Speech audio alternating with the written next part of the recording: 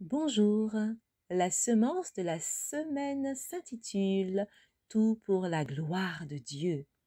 Soit donc que vous mangiez, soit que vous buviez, soit que vous fassiez quelque autre chose, faites tout pour la gloire de Dieu. Le texte de méditation se trouve dans 1 Corinthiens 10 au verset 31. Pour nous maintenir en bonne santé, il est nécessaire que nous fassions preuve de tempérance en toutes choses. Tempérance dans le travail, tempérance dans la nourriture, tempérance dans la boisson.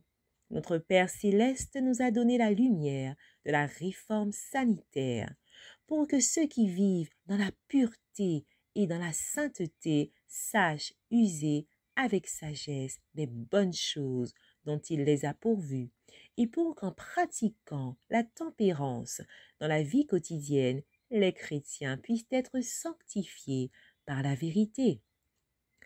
Appliquons-nous à prendre de bonnes habitudes en ce qui concerne le manger et le boire. La nourriture que nous absorbons doit contribuer à enrichir notre sang. Respectons les organes délicats de la digestion. Dieu demande que nous ayons de la tempérance en toutes choses, afin que nous soyons les facteurs de notre bonne santé. La vie spirituelle est grandement affectée par le traitement que nous imposons à notre estomac. La nourriture et la boisson, dosées selon les lois de la santé, favorisent les actions vertueuses. Laissons-nous diriger par nos principes et non par notre appétit et notre fantaisie. La fidélité à Dieu est d'une grande importance.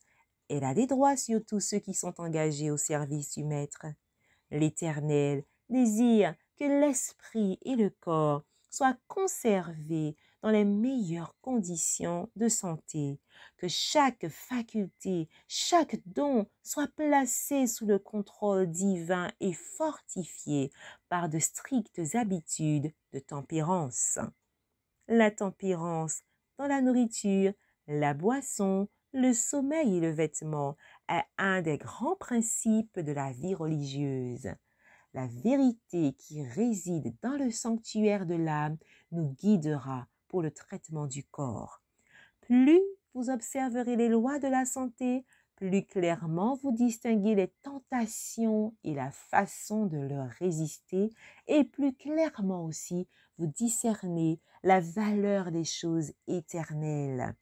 Puisse le Seigneur vous aider à tirer le meilleur parti des occasions et des privilèges qui se présentent à vous, afin que vous remportiez chaque jour de nouvelles victoires et que vous pénétriez finalement dans la cité de Dieu comme ceux qui ont triomphé par le sang de l'agneau et par la parole de leur témoignage.